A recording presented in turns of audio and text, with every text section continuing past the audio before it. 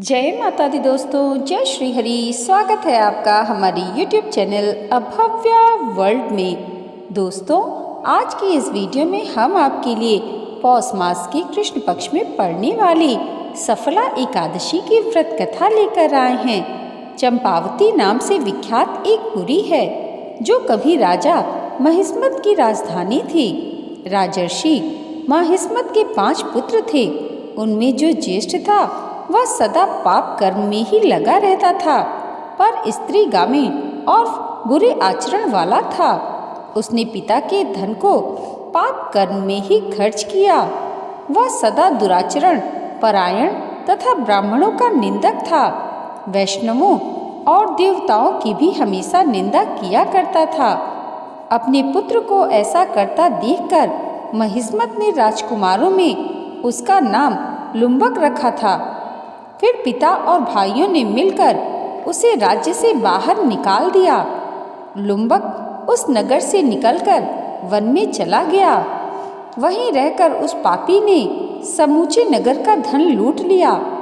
एक दिन जब वह चोरी करने के लिए नगर में आया तो रात में पहरा देने वाले सिपाहियों ने उसे पकड़ लिया, किंतु जब उसने अपने को महिष्मत का पुत्र बताया तो सिपाहियों ने उसे छोड़ दिया। फिर वह पापी वन में लौट आया और मांस तथा वृक्षों के फल खाकर और निर्वाह करने लगा। उस दुष्ट का विश्राम स्थान पीपल के नीचे था। वहाँ बहुत वर्षों का पुराना पीपल का वृक्ष था। उस वन में वह वृक्ष एक महान देवता माना जाता था। पाप बुद्धि लुम्बक वहीं निवास करता था।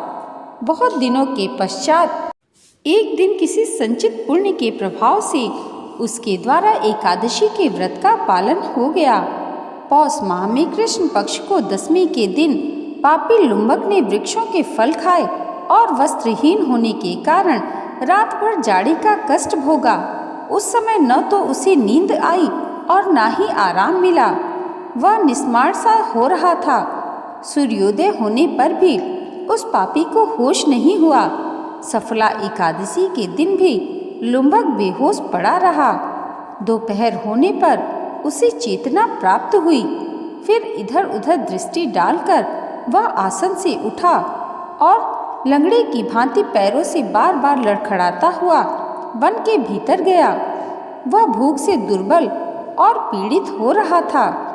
उस समय लुम्बक बहुत से फल लेकर जो ही विश्राम स्थल पर लौटा त्यों ही सूर्यदेव अस्त हो गए। तब उसने वृक्ष की जड़ में बहुत से फल चुने और निवेदन करते हुए कहा, इन फलों से लक्ष्मीपति भगवान विष्णु संतुष्ट हों। यों कहकर लुम्बक ने रात भर नींद ही नहीं ली। इस प्रकार अनायास ही उसने इस व्रत का पालन कर लिया। उस समय सहसा आकाशवाणी हुई, राजकुमार, तुम सफला एकादशी के प्रसाद से राज्य और पुत्र प्राप्त करोगे। बहुत अच्छा कहकर उसने वह वरदान स्वीकार किया। उसके बाद उसका रूप दिव्य हो गया। तब से उसकी उत्तम बुद्धि भगवान विष्णु के पूजा में लग गई। दिव्य आभूषणों की शोभा से संपन्न होकर उसने अकंटक राज्य प्राप्त किया और 15 वर्षों तक वह उसका संचालन करता रहा। उस समय भगवान श्री कृष्ण की कृपा से उसके मनोज्ञ नामक पुत्र उत्पन्न हुआ। जब वह बड़ा हुआ तब वह लुम्बक ने तुरंत ही राज्य की ममता छोड़कर उसे पुत्र को सौंप दिया और वह भगवान श्री कृष्ण के समीप चला गया, जहाँ जाकर मनुष्य कभी शोक में नहीं पड़ता। इस प्रकार जो सफला एकादशी का उत्तम व्रत करता है वह इस लोक में सुख भोग कर मरने के पश्चात मोक्ष को प्राप्त होता है। संसार में वे मनुष्य धन्य हैं जो सफला एकादशी के व्रत में लगे रहते हैं। उन्हीं का जन्म सफल है।